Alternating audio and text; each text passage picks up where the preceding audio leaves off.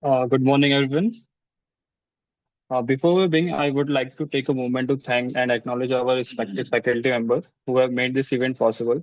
Our head of the department and convener of the placement cell, Professor S. Kandaswamy sir, Professor S. M. Ambedkar sir, and our co-convener, Dr. Gyanajan Panda sir, Dr. Sudhir Kumar Gadwal sir, Dr. Mohan Mishra sir.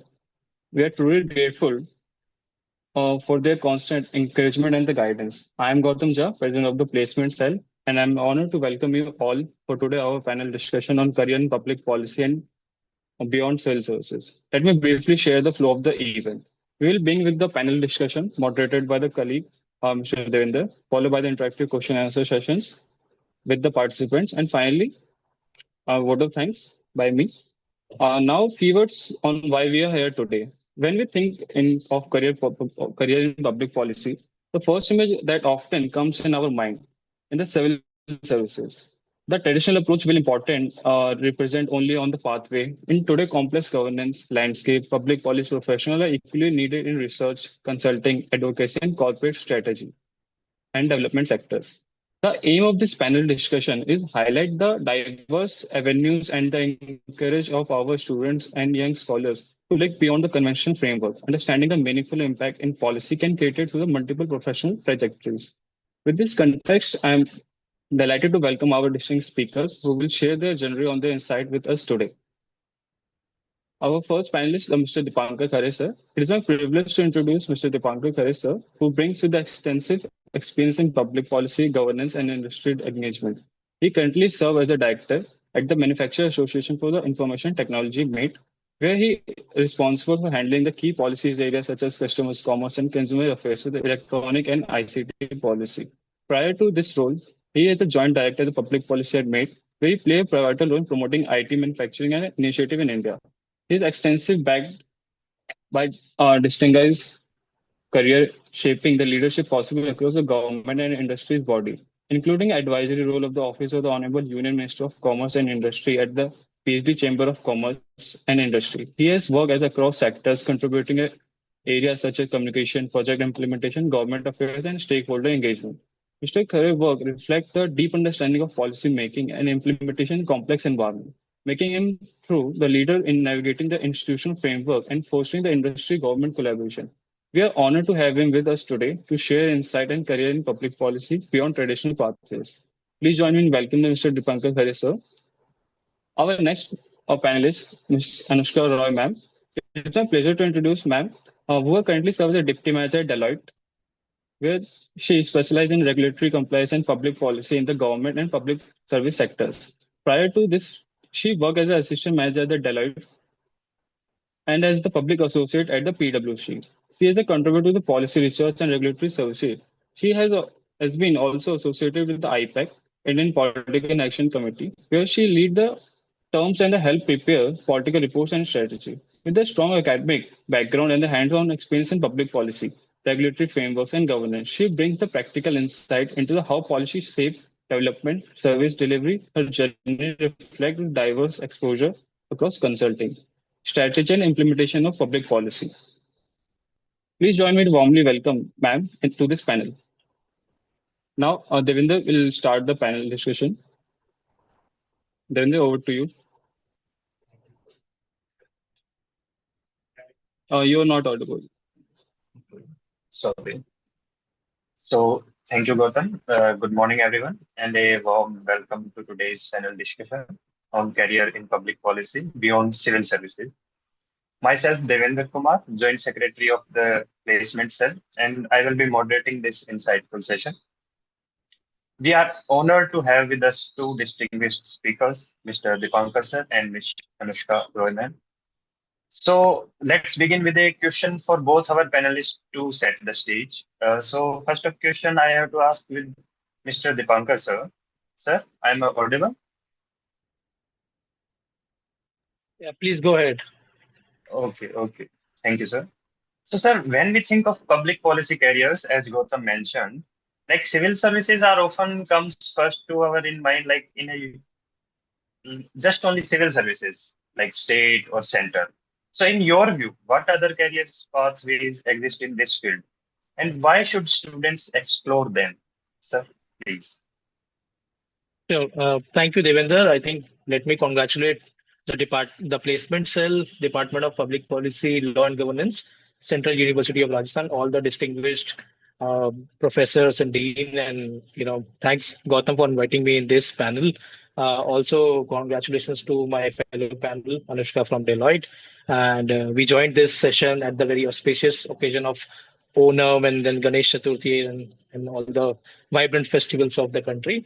It's once again my privilege to join here. Basis to your question, Devender, I think yes. So the first chunk is obviously the UPSC part where most of the public policy has been executed in a very first as a uh, primary role. But if you see, government doesn't work alone. It needs a lot of stakeholders in which you know it involves consulting firms, it involves industry associations like us, mate, and there are think tanks which closely interacts with government and tells them and advises them on the policy part. So yes, government is one of the stakeholders in public policy making, but apart from that, there are equally important stakeholders which are, as I told you, like associations, like consulting firms, like think tanks, like NGOs, like consumer groups. So if I can also give you an example on recent legislations that I've been working at MAID. So there is one thing called Right to Repair. If you're aware, it's an initiative on how a consumer can be empowered by knowing the products and how it can get benefited by knowing how to repair their own products. So in this Right to Repair mechanism, a framework which has been prepared by Ministry of Consumer Affairs, Food and Public Distribution. There's a department called Department of Consumer Affairs. We have been, closely engaging in the discussions almost, on a daily basis, and we are also a part of constituent committee that has been prepared, which is chaired by Additional Secretary and Consumer Affairs. So that in that duration of the framework making, or you can say the public policy execution at that time and the framework draft. So we were vital stakeholders along with other few associations and consumer groups and some think tanks and some lawmaking agencies, some law agencies. So it is equally important for the government stakeholder as well as for the our friends here to know that government is only the not only the single option for you guys. Uh, there are ample opportunities available outside of the government framework, even in the states and even in the central. So I know a couple of friends who work for some consulting firms and they're directly engaging with the state governments. For example, one of my friends is closely working, he's employed in EY, but they're working currently with the electronics department of Odisha.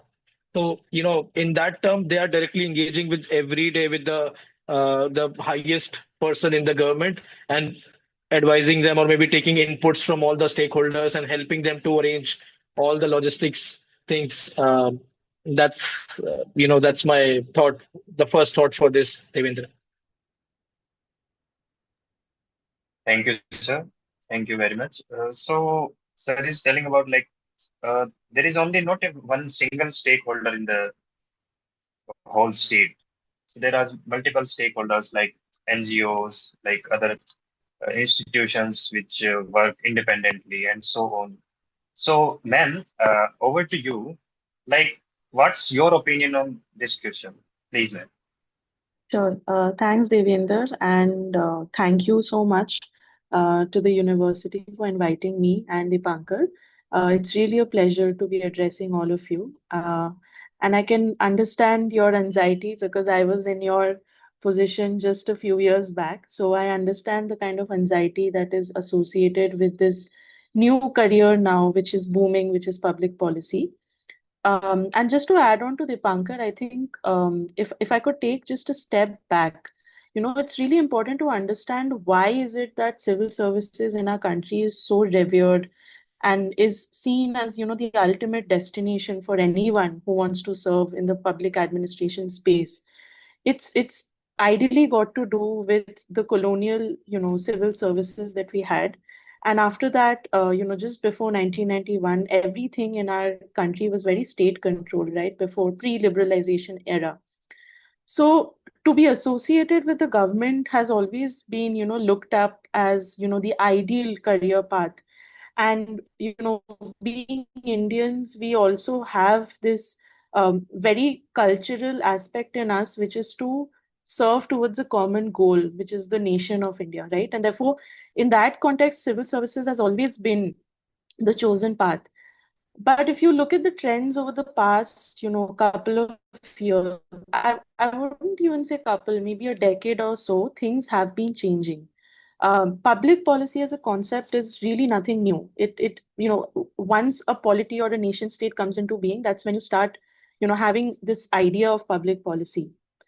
And I also, personally find it very difficult to explain, especially to say, my grandparents, that what is it that I do? What is public policy? And whenever they ask me this question, and because my, grandmother is a math teacher, so it's easy for me to explain to her. Think of public policy as a Venn diagram, right? Think of three circles. One circle is the government, second circle is the market, and third circle is the society or the people. And wherever these three circles intersect, that is where public policy lies. And any career path or any role, any function which falls within this intersection of what I call, Sarkar, Bazaar, and Samaj, that is what constitutes public policy.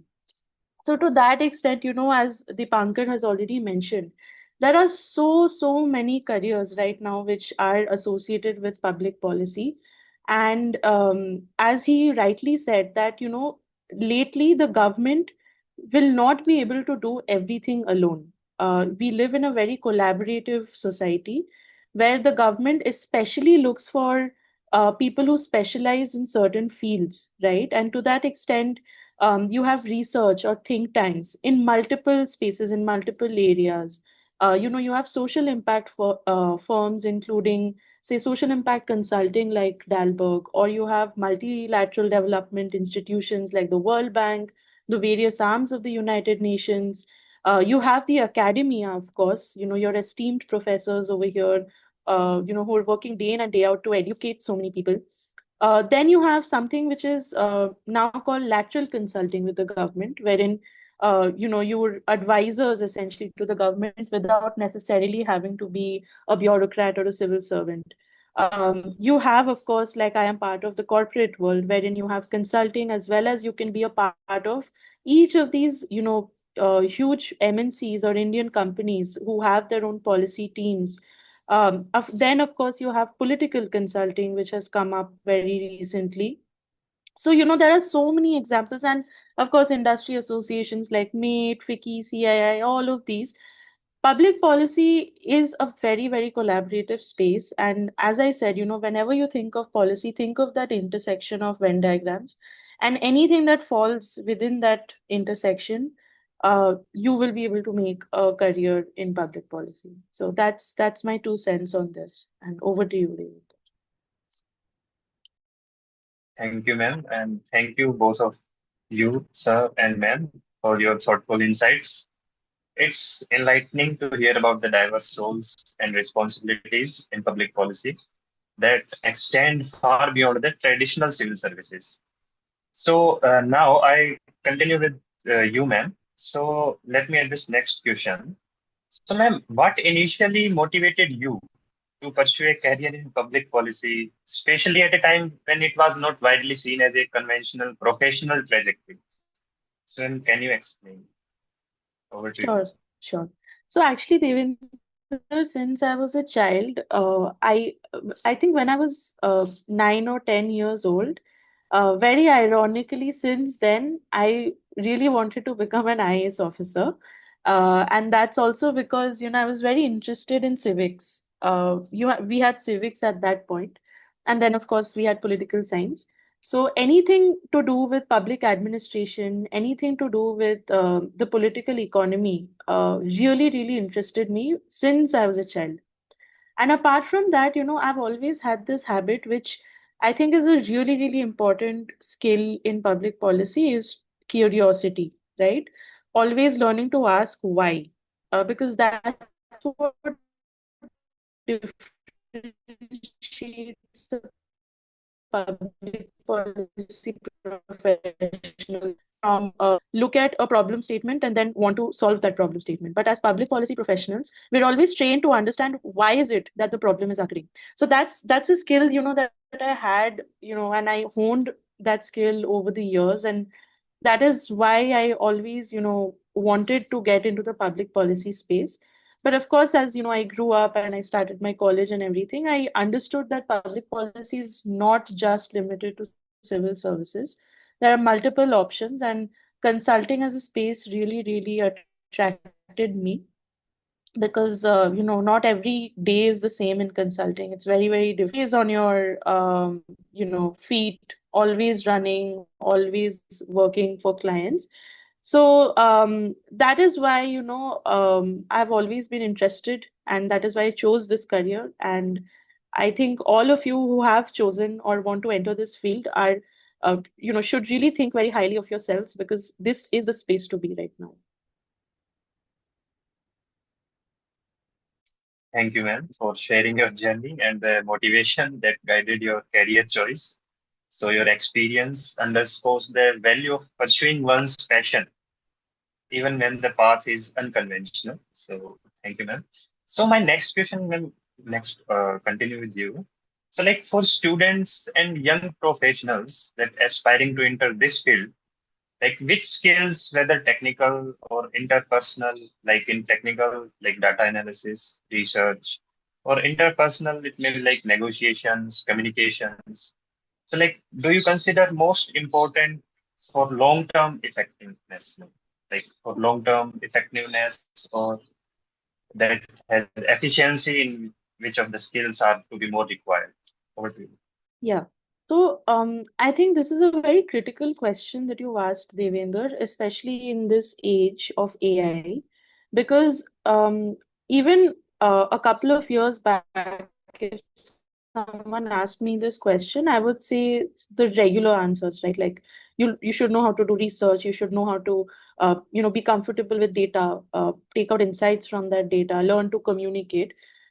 But in the last 2 years, I think things have changed very drastically. With AI, no one really looks for those skills anymore, because you can have very raw data, input it into any kind of LLM and have excellent output, right?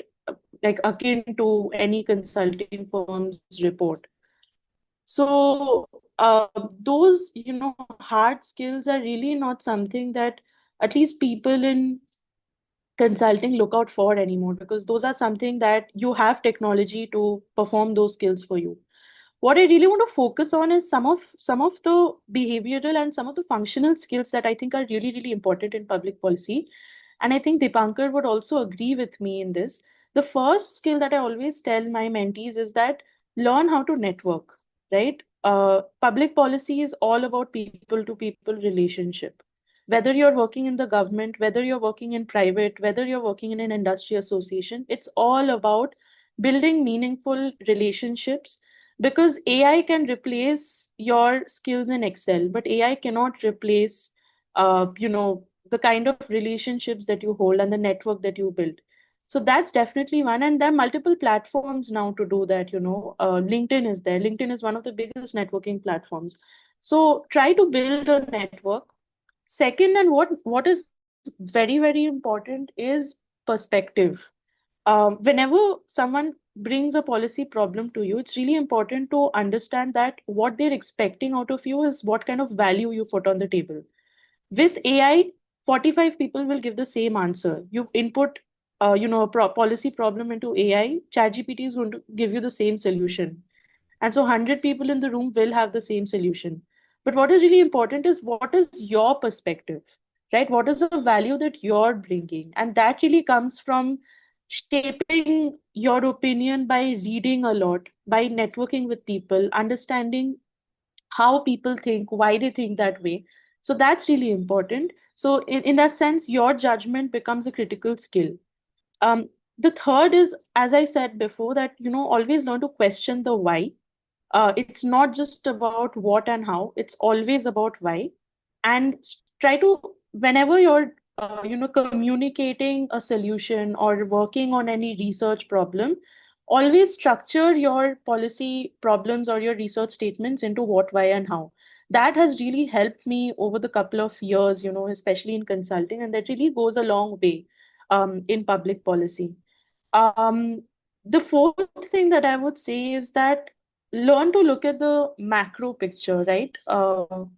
Oftentimes, what happens is that when we look at a policy problem, we really go into very minute depth details of it, which is not something that is expected out of you. And in the public policy space, I can tell you that not everyone will give you the time to go into that kind of depth. So learn to zoom out, look at the macro picture, and most importantly, learn to connect dots, right? Um, why is the government behaving in a certain way? What is the intention behind a policy? Once you are able to answer these questions, it becomes very easy for you to become, a policy consultant or an expert in that specific field. And lastly, of course, communication is really, really important. I think that goes without saying. How you write, how you speak, how you're able to break down complex ideas into simpler language. Because when you are a public professional, what your public policy professional, especially in this, age of AI, what you're essentially doing is you're acting as a link between the government and the people, right? So you should be able to break down such complex problems and communicate it to the general society at large. So, those are my 2 cents from my experience. And thank you so much. Over to you. Thank you, ma'am, for highlighting those essential skills like behavior, perspective, and ask why, what, and how. Like connect dots with look to have a micro picture. And you also mentioned about communication skills and all. So, sir, Mr. Dipankar, sir, if your any of your opinions on regarding to this, over to you, sir. I would like to reiterate what Anushka said. Adding my points into it, I would say that interpersonal relations are more important than ever. As you mentioned, that AI is taking over everything. Human relations, they cannot. For example, when you are interacting with government officials, you should probably understand that they really want some sort of respect. And it is very important to remain connected in a very professional manner and also a very personal manner whenever you think there is an occasion where you can, wish them on the festivals. I think that is something which differentiates your relationship with them as far as a very normal person. Uh, and you guys are also, in a phase where you'll be landing up jobs in public policy in coming days. So I would like to, you know, tell you guys very honestly that please make your LinkedIn game very strong. I think this is the lowest hanging fruit you should do, and connect with people who are like-minded on LinkedIn wherever you see, and in a very respectful manner, you can reach out to them. And few more examples which I give in wherever I'm taking lectures in colleges, I tell them whether it's my alma mater or it's any other college that it is very, very much important to be aware of what is happening. Be it geopolitical things are happening, a shift which is happening from, when from a unipolar world to multipolar and where India is moving. So that is more important, and try to make some sort of, your contribution in that phase, whether it's by a PPT or it's by an article, by some sort. But I know, it's a very long game. You can't do it in a very first stage, but try at least. When you start trying, probably by in a fourth or fifth or sixth or seventh time, so that's why perseverance matters in public policy. So whenever it also teaches you, whenever you go out on field in public policy, you see a lot of denials happening in the government in the very first stage. But when you reach out again and then prove your point or maybe convince them, that is a victory for public policy official. So, be aware of what is happening in online gaming sector, what is happening in the GST changes, which happened a few days back. So this is all, aspect which should be needless to say you should be doing this very often. And Devinder, I would like to add one more point here. Anushka, if you agree that, let's make this panel more interactive and then treat us as your friends, whether it's in Hindi or English. किसी में भी बात करके let's ask some questions. Take this. You can ask questions from us, and probably I would agree that Anushka also has some few connects in industries. So let's come to the point. I think we can also help you guys to get some internships or whatever you want to do in coming time. So let's not beat around the bush. We can also help you guys in getting placed, or maybe expand your resumes in our networks also. I think that is the lowest hanging fruit. You should do it quite often in the LinkedIn, or maybe any networking events there you go. So just recent example, I was in Semicon a few days back. In Semicon, there was a very interesting booth or an exhibition pavilion I saw of Lam Research in the semiconductor. They themselves, giving some internships to the students there, or maybe the form of that, which can help them to get landed in an internship in a very great organization. So that is something you should be aware, and you should focus on the go-to-market approach. So that is my thoughts on this. Yep, Devinder. So my point is, let's make it more Thank you, interactive. sir. And if you have any questions, let's not wait for the end. I think we can do it even now also, if Anushka agrees.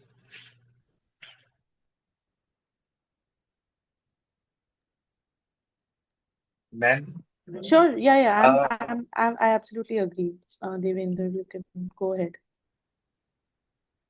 thank you, ma'am, and thank you, sir. I'm sure our audience will benefit greatly from your advice and suggestions as they prepare for careers in public policy.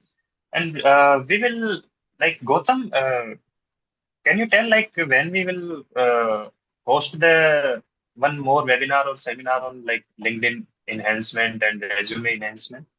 Gautam, please. Uh, yes, sir. We are having a next week a webinar on this, like LinkedIn enhancement and advanced CV building, and so we are turning our department on the university on the that LinkedIn and networking phase. Like we have the traditional approach of theories, books, and all. So, Thank you, and Gautam. yesterday, like last Tuesday, we have also a PRS Lang Fellows webinar. So we already having that. Thank you, Gautam. So I'd like to turn to Mr. Dipankar, sir, for our next question. Sir, from your experience, what challenges arise when working with the government systems and institutions? Like, what approaches or strategies have you found useful in navigating these challenges and building meaningful collaborations with like government system and all? Please, sir. Uh, so, these people, government folks, are also human beings. So naturally, everyone comes with their own baggages or egos, or maybe, nature. So ego is not the right word. I think nature is the right word. And, uh, it all depends on your personal, interpersonal networking skills. There are a lot of challenges which I faced, and at the same time, I have interacted with government officials, and they are more like very open to understand and take our ideas wherever we go. So couple of challenges that I faced, probably when I was working with ASSOCHAM at my first job. So when we were interacting with Ministry of Food Processing, there is another ministry called Ministry of Agriculture, and then Ministry of Commerce. When we were going to Ministry of Food Processing for a specific policy issue, I don't want to name it, but probably they wanted to engage more people on that, and it was a lot of time consuming in that part. But that's why it is important to have a multipolar approach. You'll reach out to other stakeholders in the same domain. When one thing doesn't work, the second door opens. You go to some other ministry, or you do some other sort of areas where you can help government through another ministries, and then ultimately they will reach out and they understand your point of view. So, it is challenging almost on a daily basis, and at the same time, it, teaches you. I think it's a lesson and it's a learning for everyone whenever you reach out to the government or maybe some other stakeholders.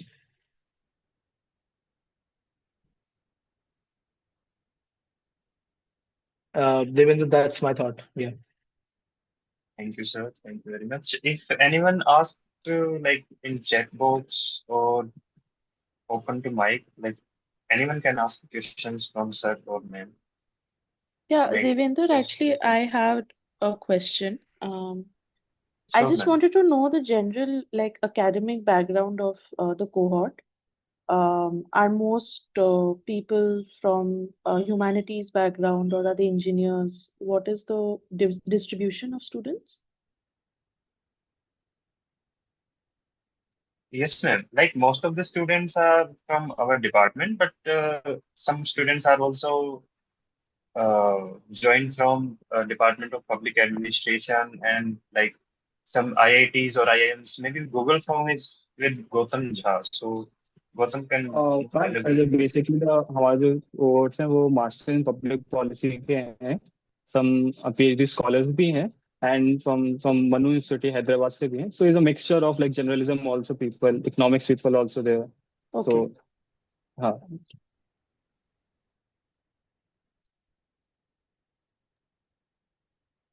From audience, anyone if anyone has query about any questions. So, okay, Nishita Tant in chat box asking, how can I beg internships in field of environmental governance and what should be my approach in gaining proficiency in SDGs, environmental governance, compliance laws, and EIA? And how can I expand my network in the respective field? So can So, I answer this ma'am or sir, first? Yeah. So I would like to mention that good question. I think ESG is one of the important aspects of in terms of public policy, Nishita. And, where in the sector where I work currently, electronics, ICT, problems are 360 degrees. And ESG is one part because of the challenges these companies face in terms of electronic waste, plastic waste, battery waste. So you are already aware that we are one of the, highest, uh, uh, we have the highest, one of the highest e-waste in the disposal in the country. So that's why this ESG becomes more important than ever. So there are many networking events which happens on the sidelines of ESG, and then and many organizations which are not in government specifically, they engage in ESGs, and they have some sort of internships, and they have opportunities in jobs also. So I would request, apart from your, the course that you are doing right now, it is important to also check some courses available on Coursera, or maybe, some free courses available on other third parties apps. So that increases your credibility. And obviously, when you go for a job or maybe an internship at that ESG firm or any organization, you can tell them you have an added advantage. So that is something we need to work on ourselves before, we go to some other person. So let's see what happens in a job market. When you go there, they try to identify, a differentiator. So how can you differentiate from your peers? It's probably the reason that you can have an added course or certificate, or maybe you have the skill to, write something, or you know, to interpret, which is, very difficult for others. So I give you example at the time of my MBA. When I was actually sick for a week or 2 weeks. So at that time, when I was at home, I prepared a presentation on housing scam which happened in US, the housing bubble, which is called 2008. So that really helped me to gain my own internship. So that's why I'm saying, to have a differentiator, to have a sort of thing in your own self first, which will help you eventually. thank you, sir. Ma'am, over to you. And Yeah, no, I absolutely agree. I think Dipankar was spot on. It's really, really important, as he said, and as I also said, to develop perspective, right? EIA, ESG, SDG, these are all very fancy terms.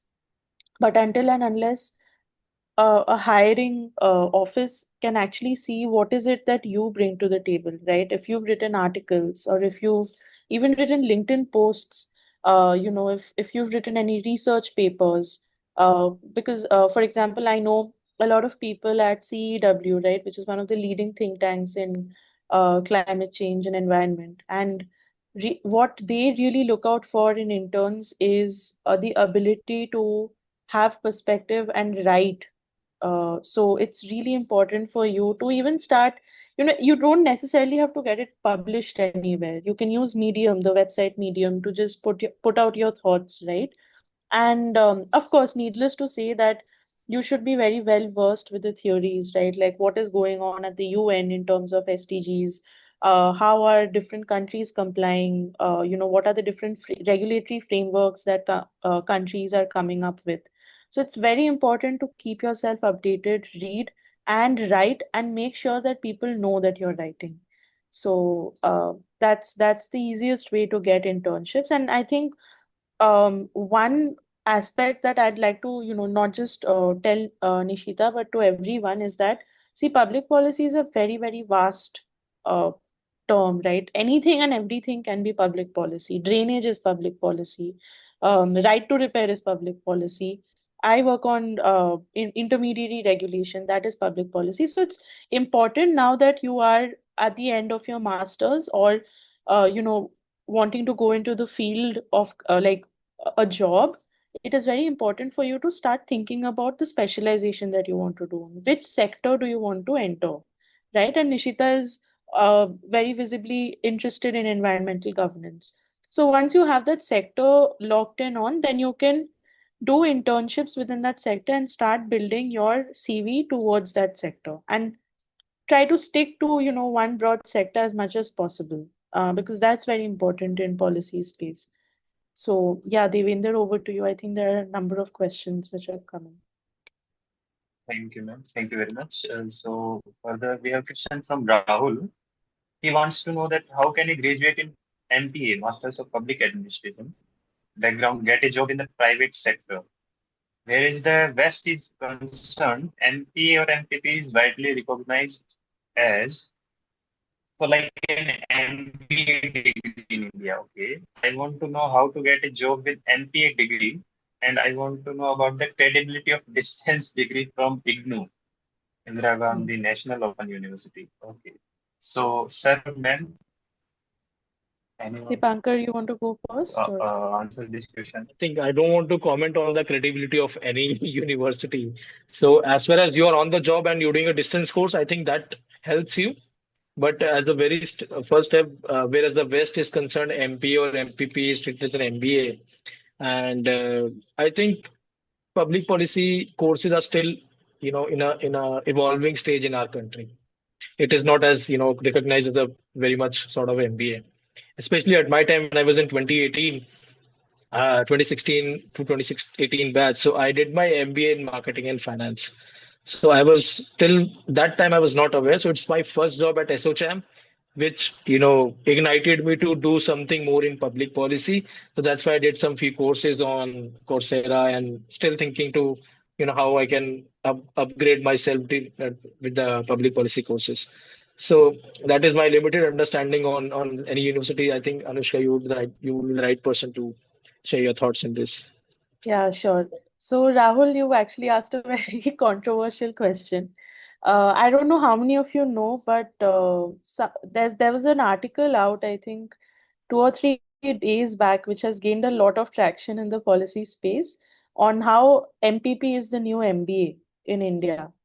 And we were discussing about this in our alumni group of MPP, and it wreaked havoc because MBA and MPP are two very different things, right? MBA gives you the business perspective, and MPP is something that will help you look at people as the outcomes, right?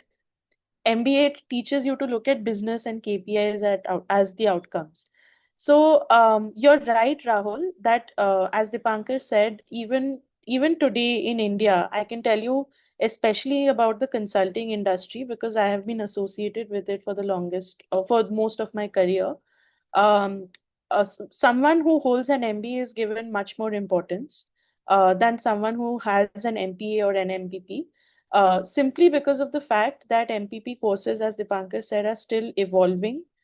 there is a mind, that the change in mindset has still not come in, especially in consulting, even though ultimately they will be working on the same team, right?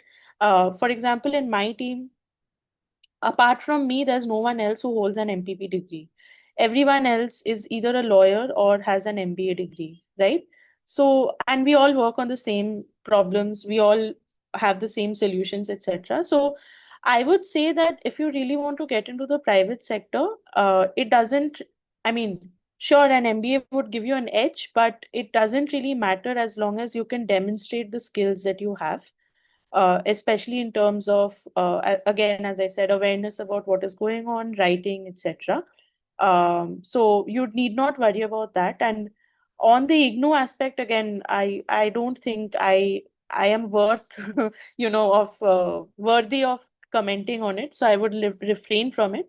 But when it comes to MBA versus MPP, I think if you've chosen MPA, that's a very, very good, choice, and you should continue with it and try to build on the skills as much as possible. Thank you, ma'am. Thank you, sir. So, like, one question is from Prabhat Sharma.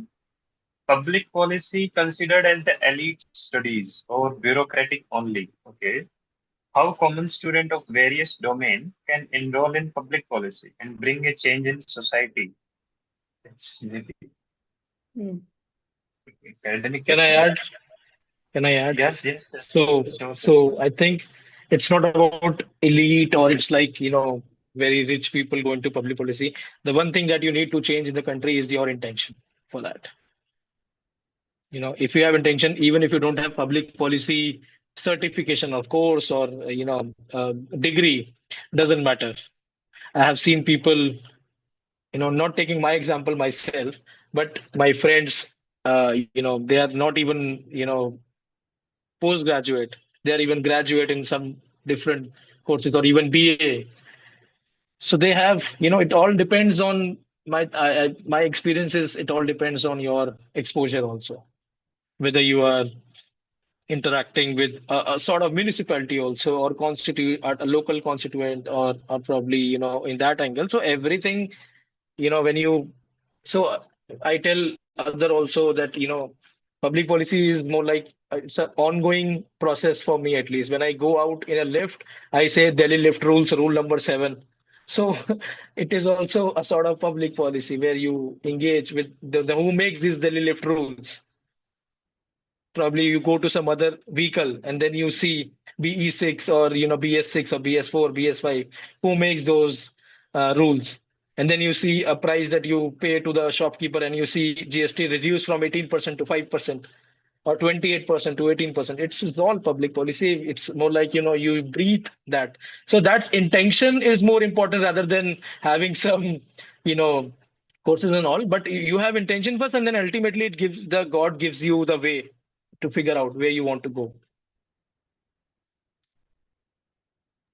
Thank you, sir. Ma'am, over to you. No, I Any addition? absolutely agree. I think Dipankar is right. There is a general idea in amongst everyone, because again, public policy as a career is a very niche space. That very elite people, so-called elite people, are only in this space, but it is not at all so. In fact, if anything, public policy should be and is a space where people work for the society and for the people. So, it is and a very inclusive space. I can tell you from my personal experience, when I was doing my MPP, there were people from all kinds of socioeconomic backgrounds. So it is not, restricted to a certain class or caste of people. So it is very inclusive, and as it should be, because you're ultimately solving for people. So, and as Dipankar said, it's not about a certification. If you really want to do something in this field, it is possible that you will be able to do it. It all Thank you, ma'am. depends on, what drives you the most. Yeah. For example, just I have few more examples because I've been dealing with all these people every day. So, apart from, as Anushka rightly said, this, certification is the additional or the secondary part. what drives us most is that the kind of impact that we can, envisage by helping people. Probably giving you examples of some people, more like if you have seen Swades movie, तो उसमें शाहरुख खान वापस India आता है. So if you are helping people like these coming to India and then helping them to get a larger impact by the terms, they don't have people which we interact daily, they don't have good, or maybe they don't have sense of how government works, and they don't have sense of how other things work in the ecosystem. So that's why we come in picture and then help them to realize their own dreams, which ultimately, gives us a sense of accomplishment, a sense of, जिससे नींद अच्छी आती है. Point ये था मेरा. So that is, a whole point.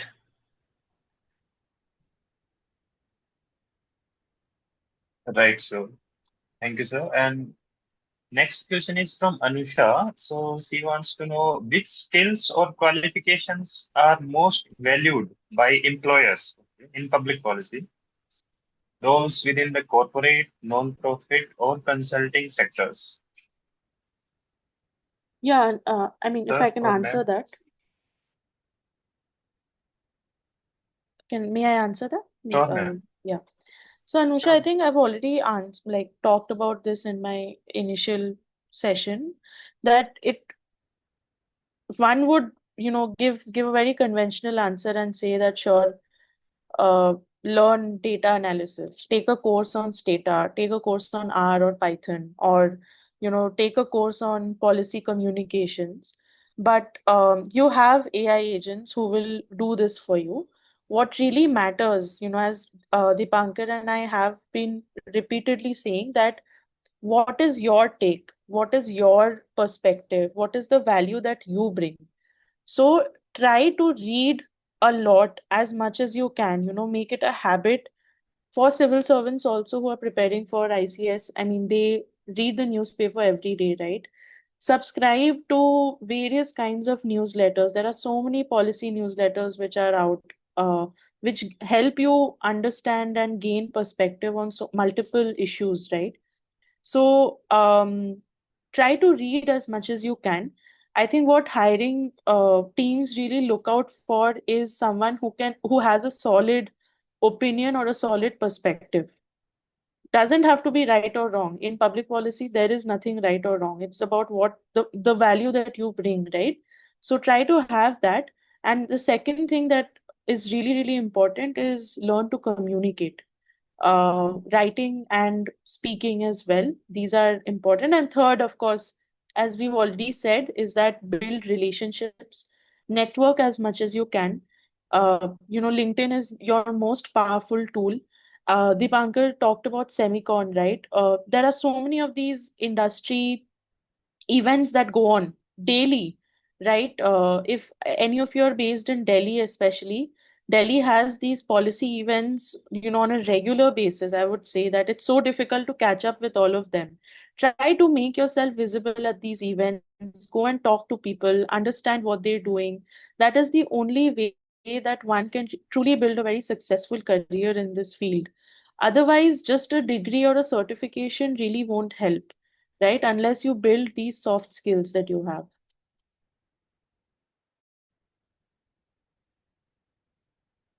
Right, ma'am. Sir, over to you. I think completely agree with Anushka on this, and nothing more to add. I think she rightly mentioned all the points that I had in my mind. Okay, sir. Okay. So next question is from Isha Asif. So she wants to know what advice would you give to someone just starting their career in international public policy? Okay. Sir or ma'am? Uh, I'm not sure what she means by international public policy. If you could maybe unmute yourself, Isha, and maybe clarify what is it.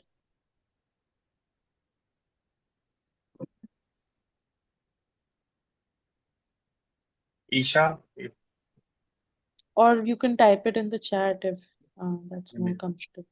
so let me Okay, see, like like a जब तक वो career बताएं हम abroad. next question पे चलते No, I हैं. In think careers Isha's abroad. responded. Uh, I think she means a public policy career outside India.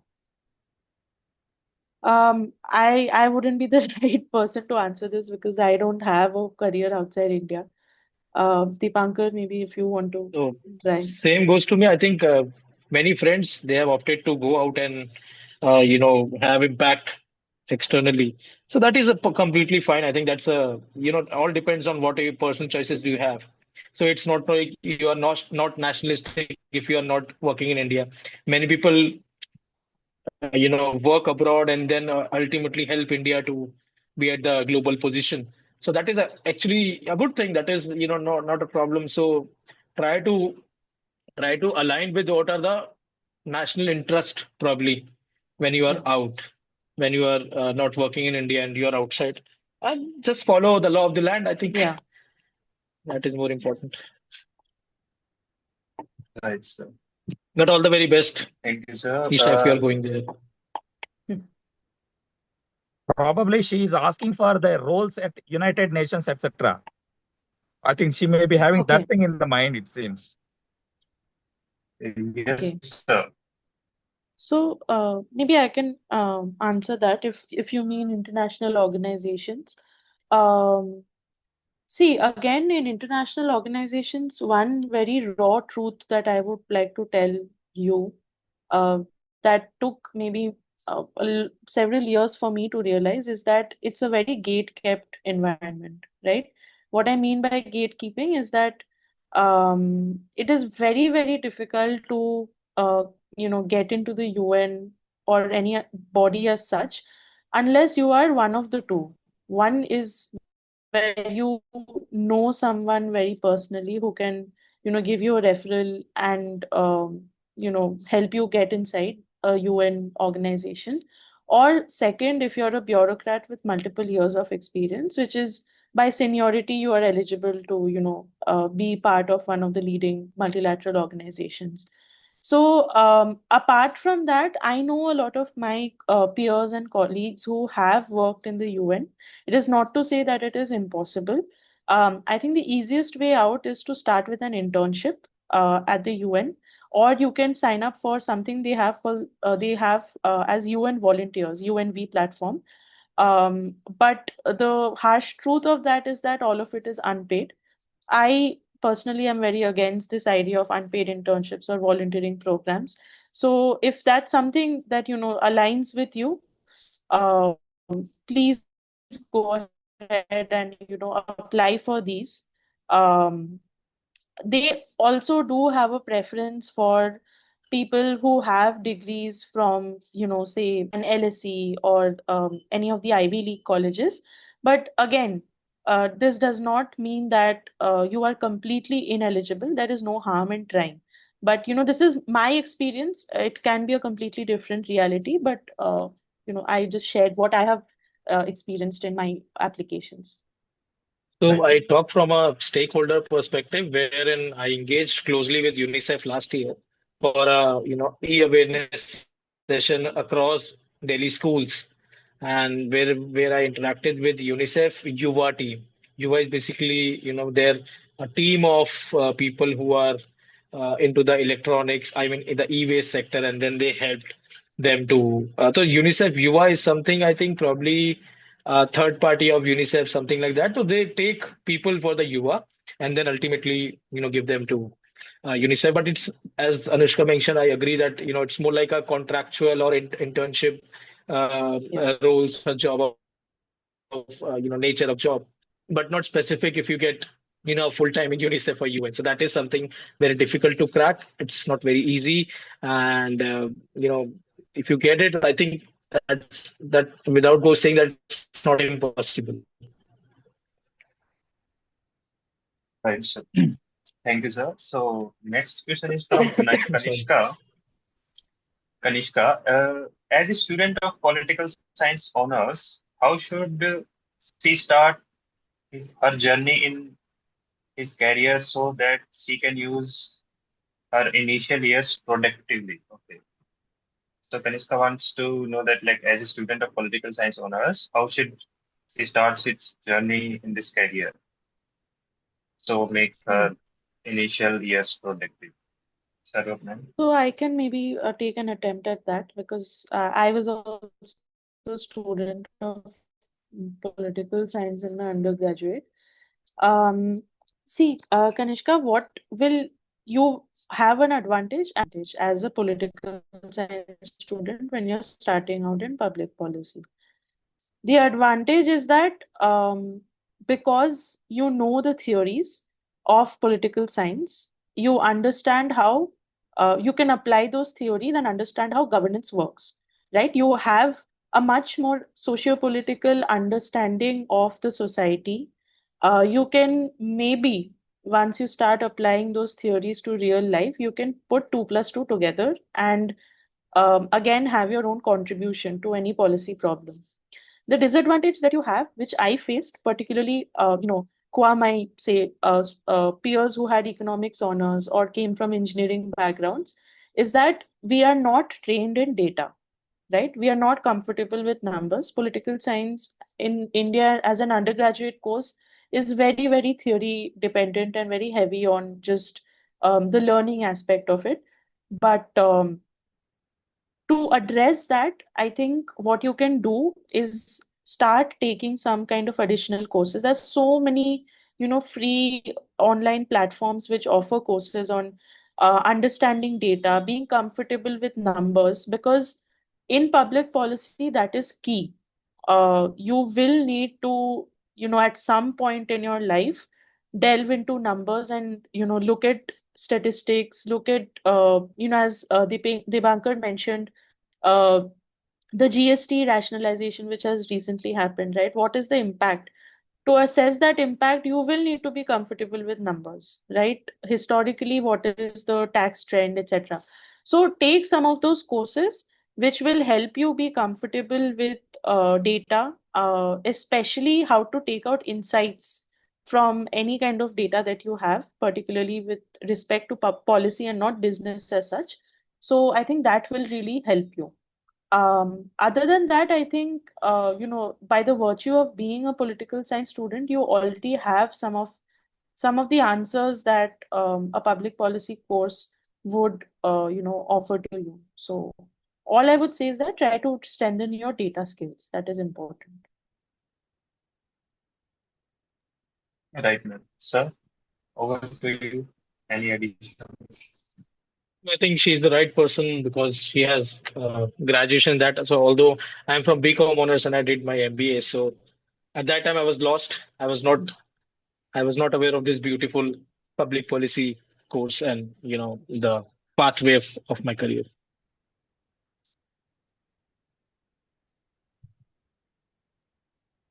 Okay, sir. Thank you. So next, as a student of public administration, I want to know how do think tanks, NGOs, and corporate public affairs departments each play a distinct role in influencing public policy. Okay. And what are the key differences in their approaches and objectives? Uh, Ma'am or sir? Deepankar, you want to go first? Yeah, Because can you repeat what exactly? I did not get it. Can you please repeat, Devendra? Sure, sir. Sure, sir. Sure, sir. So one student from public administration, he wants to know like how do think tanks, NGOs, and corporate public affairs department, so all of these three, each play a distinct role in influencing public policy. And what are the key differences in their approaches or objectives? Okay. So coming from an association background, so I tell you my perspective first. We are a bridge between government and industry. So, any company, electronics, telecom or consumer goods, there are mate members. So, for example, the budget session is scheduled for the February 2026. For that, pre-budget recommendations have been started since September this year. Uh, you know, what exactly we want to, if you're aware of special economic zones and some other things in country. So these are some of the, duty rationalization along with some policy changes level are, the insights that industry gives to us, and then ultimately we compile and then put our own thoughts and send it to the government, and then how it impacts the exchequer. So this is something, a live case where associations can be impactful. So last year we also get some policy tweaked or policy changes happened in the customs and Ministry of Finance level. Recently, GST Council decided that the displays and monitors should be cut down from 28% to 18%. I think 99% of the electronic sector is already on 18%, and then displays and you know the monitors are also being placed from 28 to 18%. This is one of the recommendations of MATE. So it is a live example that it has been moved from 28 to 18%, giving them the whole justification and rationale behind why it should happen. So this is a kind of influential position that these associations or NGOs or corporates plays in this whole ecosystem of public policy, or you can say diplomacy. So everyone has their own important roles to play, and good to know that these questions are coming up, and how we can tell you that when you'll be in those positions, whether in corporate or in NGOs and consulting or associations or think tanks, you'll be equally delighted to know that your point has been taken very much. And then there's a point of ethical governance and all these comes up. So I think it's all subjective in the end. One thing is ethical or maybe good for someone else, maybe bad for anyone differently. So let's say online gaming is being banned in the country. It was earlier at 18%. Now, after that, it shifted to, I think, 28% or something. And they were thinking that during this GST rationalization, it would be considered to 40% as sin tax. But ultimately, government banned it. So, government thought, we can, take the hit, whatever happens at the finance level. So we were, so that is important to hear all the, interviews of secretary level or maybe ministers. So if you are well aware of these thoughts, I think that is more important. So this is a kind of a 360-degree approach, or maybe a bird's eye view that I wanted to give it to you. Customs is one aspect.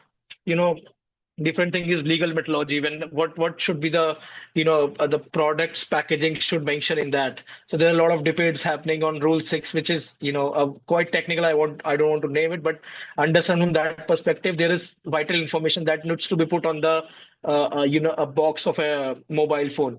So how we navigated it with Ministry of Consumer Affairs and requested them to put a QR code on that.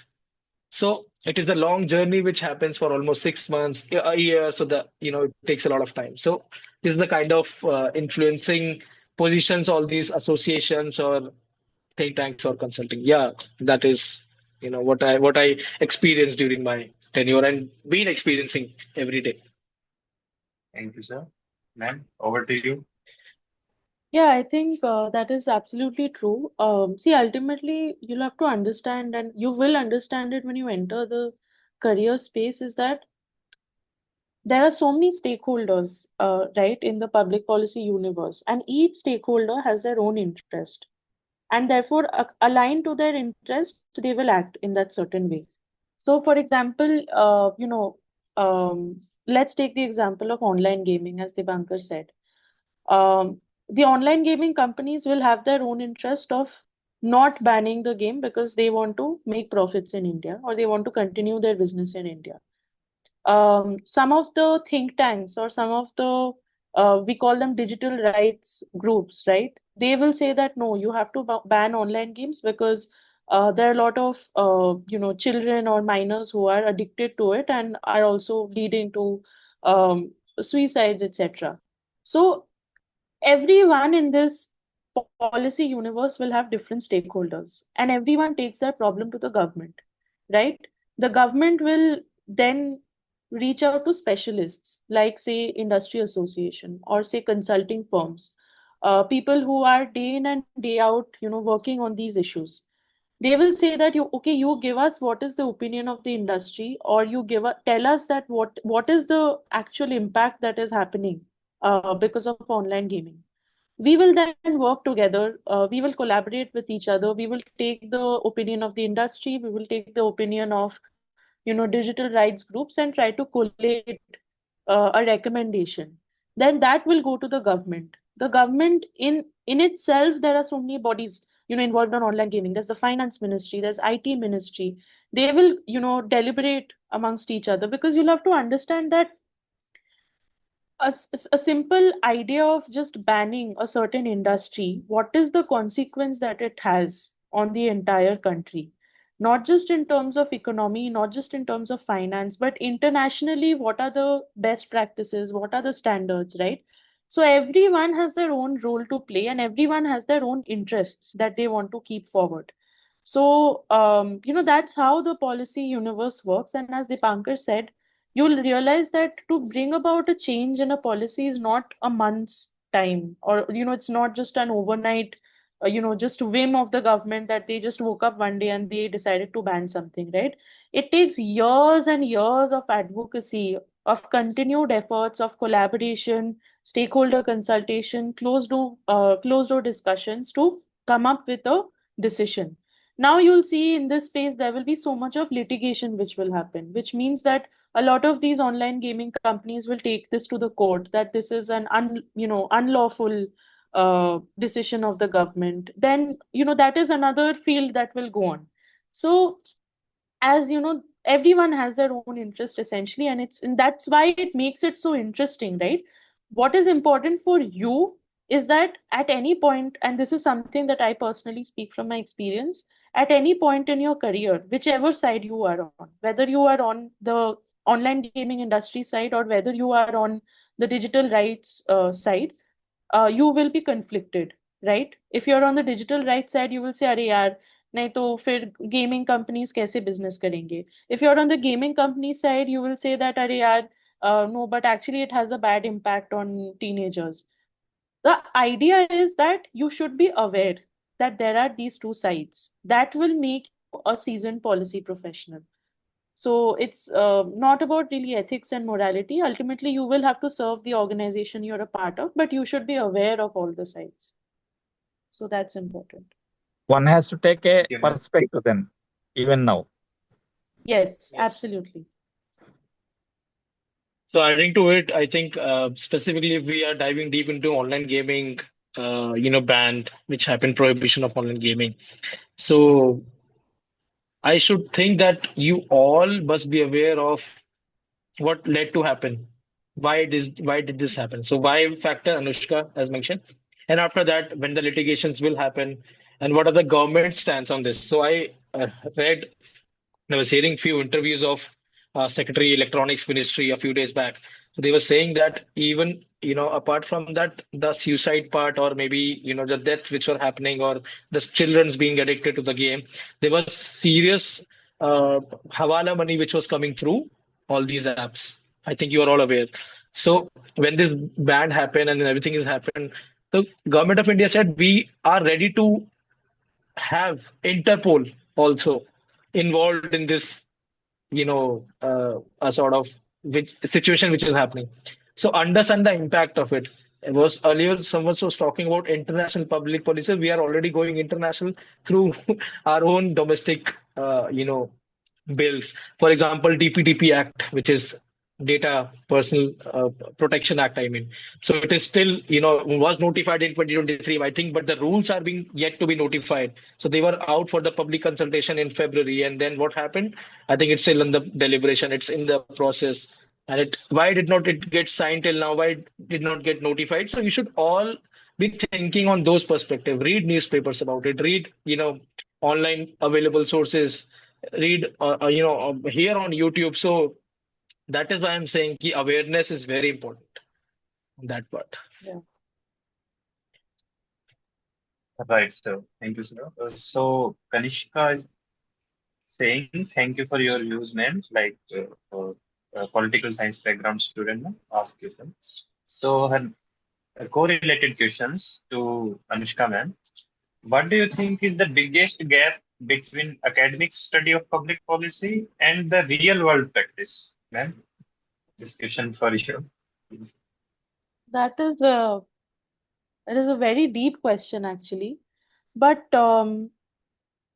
see, what academics will really teach you is that I'm not sure how your course is structured, but at least when I was doing my MPP, our course had theory lessons, and then we had like practical clinics also where we would try to apply those theories.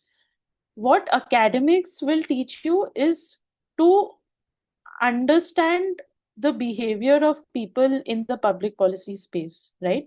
And it will teach you how to apply those theories. But ultimately, the job that you have to do in real life will, of course, not involve, thinking about those theories, but some of the frameworks that you will learn in your public policy course, right? I'm not sure if for example, if you've learned logical framework analysis or fishbone analysis. These are some of the frameworks that public policy that whenever you is working on basically looking at one of the cities in India, that what is the demand side cause and effect and what is the supply side cause and effect. So, of course, when I'm giving a presentation to my manager or my client, I will not say that, okay, I applied this theory which I learned in 2018 back in my MPP degree, but it really helps you to understand and think in that direction. That is really important. But again, it doesn't mean that people who don't have public policy degrees are not able to solve these problems. Everyone with a rational set of mind will be able to, and with that intention, they will be able to solve it. So I think what I believe is that when you're learning these theories, right, in class, when your esteemed professors are giving you the lectures, how I would suggest is that go back to your hostel room or whenever you go back home, take any sort of policy problem which is currently going on in the world, right? Anything could be, as simple as, like, for example, Gurgaon doesn't have drainage systems. It has so many potholes. So try to apply what you've learned in that class. Think of yourself as a policy professional who has been approached by government and try to apply those theories in solving that real life problem. That is the only way that you will actually be able to put your public policy degree to use. And how can you ratify whether your thinking is right or not? You can, of course, go back to your esteemed professors and say that, okay, ma'am, sir, I did it like this. How do you think? Is this a right thing to do? Or you can use ChatGPT. Honestly, ChatGPT, if I had ChatGPT when I was a student, then I would be doing so much better in my life now. So you utilize technology, right? Tell ChatGPT, put in the prompt that think of yourself as a policy professional with the Ministry of Urban Development, Housing Affairs and Urban Development, and think about how you would solve this problem and try to compare your answers. So I think that's really the way that you will be able to put. Otherwise, just learning theories is not much of a help, honestly. So try to apply your practical and rational mind.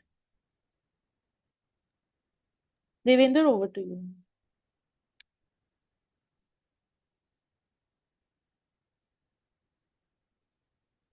Of course, we have this component of sending the students to internship and understand a particular problem and then come back and write a report. So the third semester and fourth semester at Central University of Rajasthan, we ask them to work on a particular policy problem and get them specialized. We keep on telling, but unfortunately, students at the stage, they won't understand until Yeah. they graduate.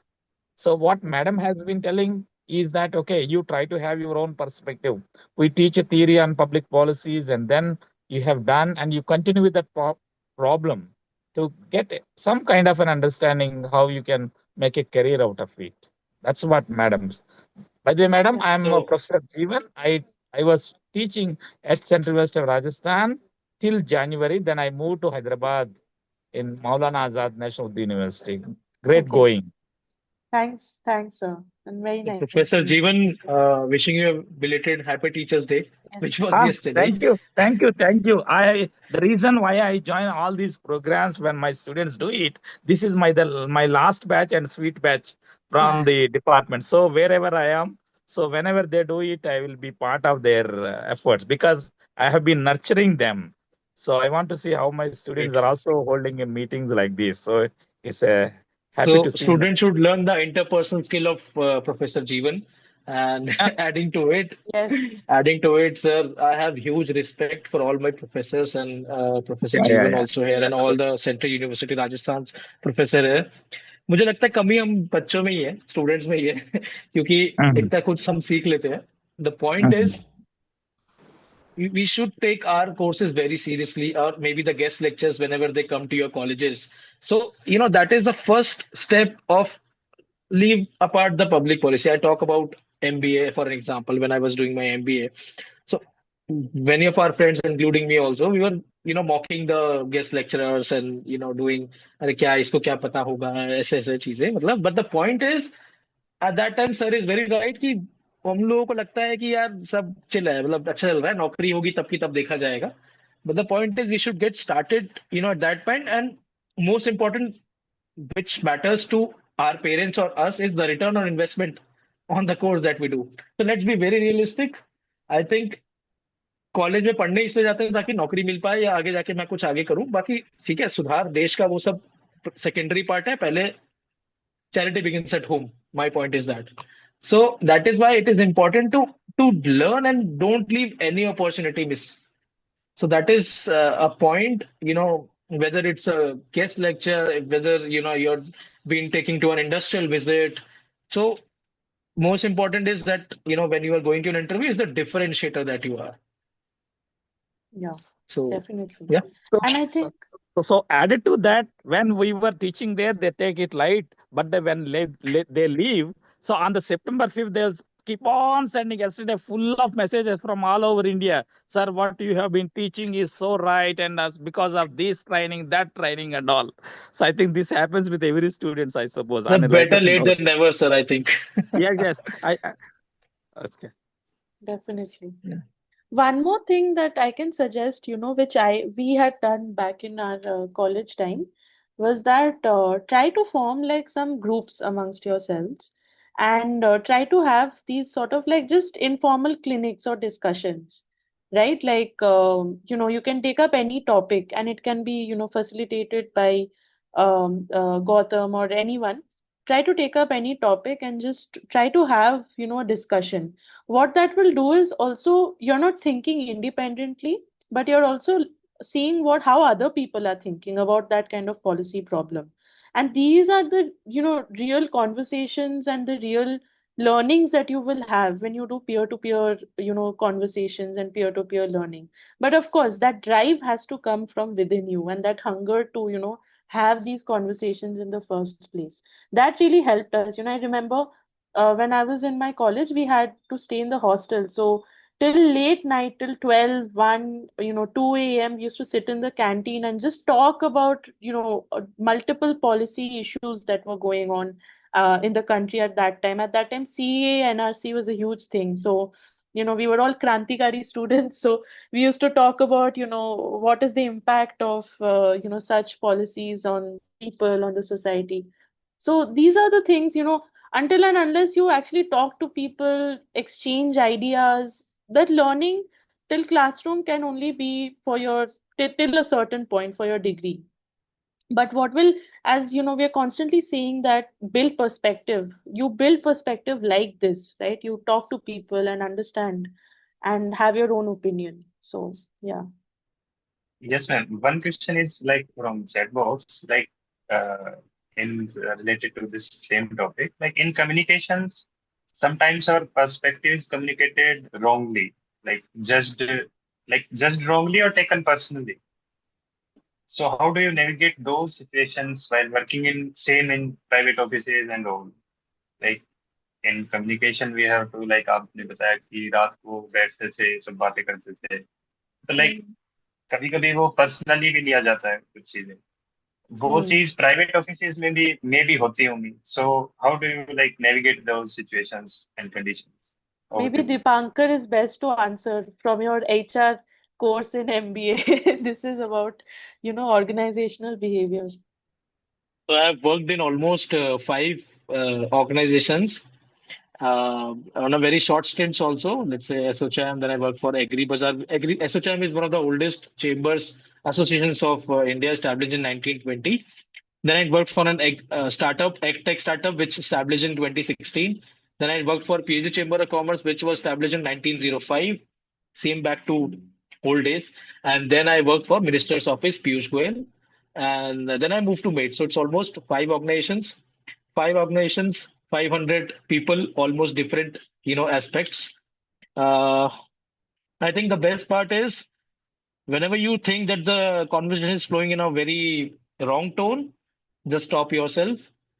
You know, uh, look it as a third person point of view कि तुम्हारा इस बहस करने में तुम्हारा time waste हो रहा है या कुछ और पॉइंट है किसी को बुरा भी लग रहा है तो स्टॉप योरसेल्फ मतलब इतना ज्यादा एंगेज करना भी किसी चीज में आई थिंक स्टार्टिंग स्टार्टिंग में बहुत जरूरी है अब करियर की शुरुआत में बट आगे जाके you realize the maturity level and ultimately you see यार इसमें I think there is no point in getting into dive details because everyone comes with their own perceived preconceived notions or biases so you can't you are you here to change the front person's narrative? No.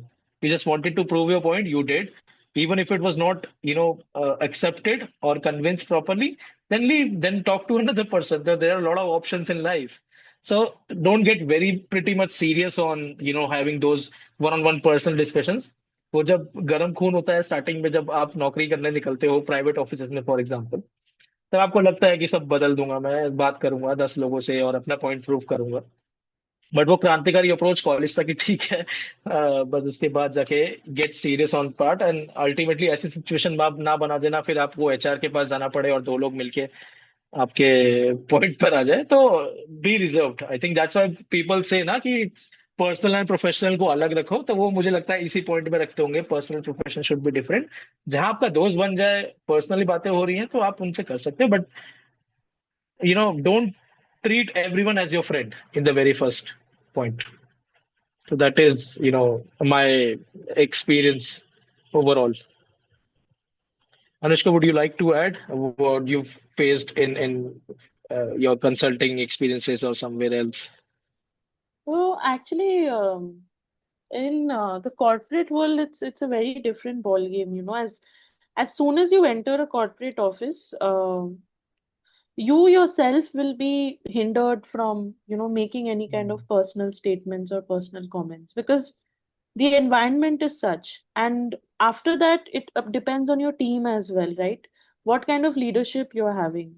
If the leadership is encouraging of bonhomie or exchange of personal statements, then there is a tendency that yes, people might get offended if you say something along a political line or something else.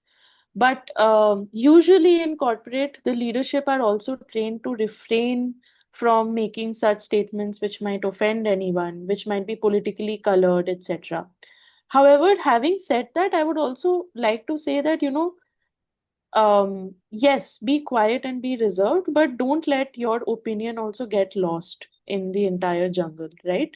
It is आपको हमेशा जाके मतलब जरूरी नहीं है कि आपको हमेशा बोलना है कि नहीं यही गलत है यही सही है and what I am saying is right real world does not work that way and especially the policy field does not work that way but if you really want to prove a point if you really want to say that a certain thinking or a statement is right have evidence for it right look up if you can back up your statement with some kind of data some kind of evidence that's how it works otherwise yeah please refrain from using any personal comments or because no one in the corporate world will take that. It is a simple filing of complaint with HR and you will be on your way out. So you have to be very, very careful.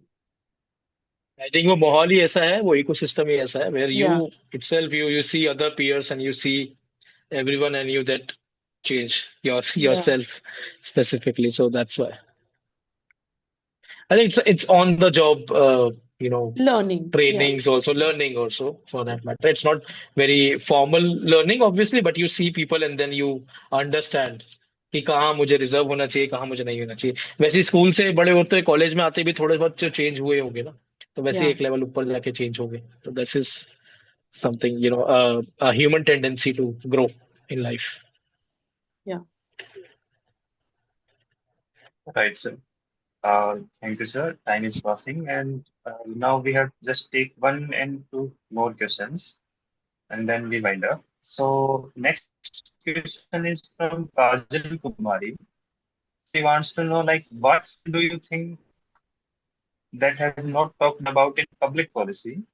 Like, what areas are still there which are hidden or never been touched in public policy formulation? Ma'am or sir, Hmm. over to you. Kajal, I can assure you with 100% conviction that there is no such issue in the country that you can think of which has not been picked up by either the government or by any other body, right? At least in my sphere of knowledge, I do not know of any kind of issue which has not been talked about in public policy in India. Yes, so some of the times what happens is that not a lot of these conversations come in the public eye, or it's not, reported in media, etc.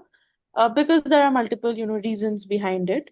But trust me, the government really considers everything because there are so many specialists involved, so many firms, so many associations that at on a given day the government, any even director level, bureaucrat in the government is flooded with at least 10 to 12 problems, right, to solve, as a challenge.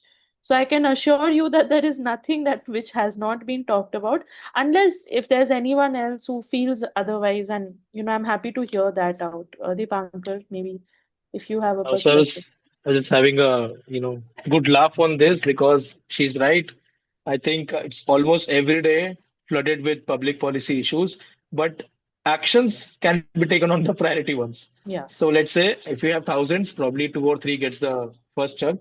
I think give you the real example, which has not been talked about very much, or probably Hoa Hoga discuss. There will be would be whispers in the corridor, but I think what it's my personal opinion that GST on petrol, I mean the petrol or diesel, and also GST on the alcohol. So it takes the major chunk for the revenues for the states as well as for the center. So they, I think one thing which states and center would agree is to not to take GST on the petrol and alcohol. So that is a thought which came in my mind, probably discussed but never been implemented. Yep. yeah. I think we teach in the first class of public administration, sir, that the public administration starts from the cradle to grave. So the Definitely. similar way, okay, from birth to death, the public administration and public policy play an important role. So we can't Absolutely, sir. leave the impact of and hallmark of public administration policy on the lives of citizens. Okay, it is there True. from the birth certificate to the death certificate. It is there. Definitely. Yeah, Right, sir. that's Right. So thank you, Jivan sir. And the last question from our session is from Ashutosh Koshe. He wants to know that what does private sector offers more adventurous that government administration job does not? So, sir, Anushka, you go first. uh the tricky one, actually. I don't know how to answer this. I question myself every day on this, so I'm not sure. So I think uh, one of the biggest advantages, maybe, I mean, it's not a fair comparable in the first place, but if I really were to compare the government sector and private sector, I think one advantage in the private sector is that you're not confined by the bureaucracy and the hierarchy, right? This is something that I have learned in my experience because I have worked with private sector clients, and I have also worked with ministries as the PMU, the project management units in the ministries. So in the government, sometimes what it really tends to happen, by the virtue of how it's structured, is that for anything to move, simple file to move up, takes a lot of time, and you start to feel frustrated after a point of time, but you cannot help it because that is just how the system is structured, and that will be how the system is structured, because again, the government has so much to deal with on a day-to-day basis that it is not possible to take up so many things at once. So in the private sector, on the other hand, if you have a great team, if you have a good leadership, then you can change things very quickly. You're not confined by bureaucracy or hierarchy, right? It's very easy for things to move forward. It's quicker, right? So I think that's a key difference again, because the private sector, my team in the consulting firm thinks of one issue at one time, but look at the government thinks about thousands of issues at a time. So obviously there will be a difference. Neither is good or bad, or better or worse than the other. It's just my personal experience. So I think that's a difference. Dipankar, maybe. Yeah. So when I had a short stint with minister's office, usual, you can consider it as a administrative part. So rightly said, a lot of issues, a lot of written documents, a lot of policy papers coming to our desk, and then ultimately prioritize, what is the first thing that we should take. Rightly said, a lot of things, a lot of information, a lot of stakeholders. But on the other side, pros and cons. Let's talk about pros and cons first. Pros is then you have access to everything when you are at his minister's office. Uh, some assuming that he has an event tomorrow, going to CII for a GST cut speech or an interview. You get all the talking points from his department, Department of Commerce, Department of you know uh, Industry, I think DPIIT, and then Invest India, QCI. Earlier he had textiles also, so some textiles, consumer affairs. So you get a lot of information together. And during that time, I did not have Chat GPT also. So, difficult to make up things and in a very short stint, very short time, as in मतलब कल चाहिए तो सुबह event है तो आज शाम तक आपको देना है कुछ भी करके and lot of pressure, high pressure things. So advantage I told you that you get a lot of things very easily, but on the same time, difficulty is how to prioritize and navigate. It is very important to maneuver the right things. On the other hand, working at a association first, and like MAIT, where I'm currently working from last 3.5 years. Very good sort of uh, thoughts coming from industry, specifically electronics, and the dilemma between the MNCs and the Indian companies, wherein Make in India takes a pivotal role.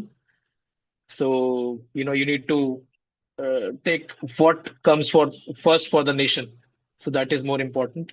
And I think everything has pros and cons, as I told you earlier. Pros in terms like, we get a lot of information coming from MNCs also and Indian companies also, and some all of the industry associations also. And then ultimately, the right part is that you need to build your own brain into that. You're not only dependent on that input, then ultimately, taking inputs from some other folks also, and then coming to a conclusion rather than just doing a postmaster's job. So that is, a sort of pros where you polish your skills of public policy specifically in this role. So that is, a sort of influencing position where are you working external of the government, wherever you're not in government, but you actually doing a lot of work which is related to the government, whether it's a day or night. I think it's a 24-hour jobs, and probably what suits you better. So this is a difference, a sort of you can say uh, a sort of difference between what working in a private sector or associations or a government angle.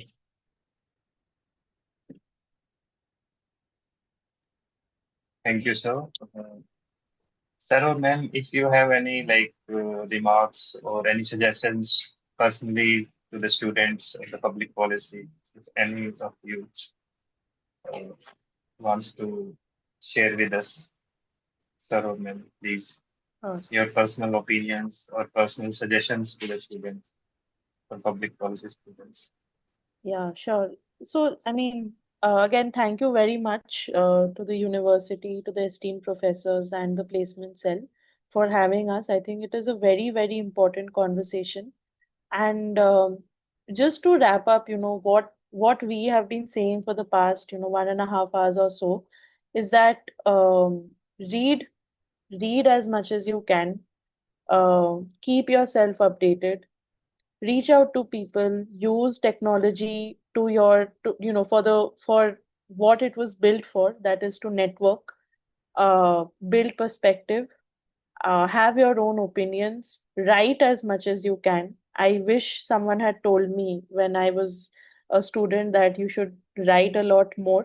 But trust me, writing really gets you far ahead in life. And don't think of this degree as just a degree to get a job. Think of this degree as, something that is enriching your mind, helping you build a personality, and utilize whatever your learnings are from here to then go out into the practical world.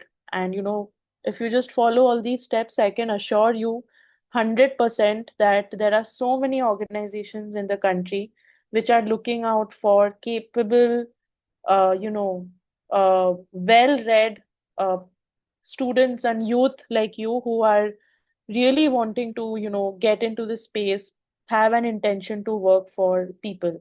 So I am confident that all of you, with your learnings and with your grit, can make a very, very good career in this field.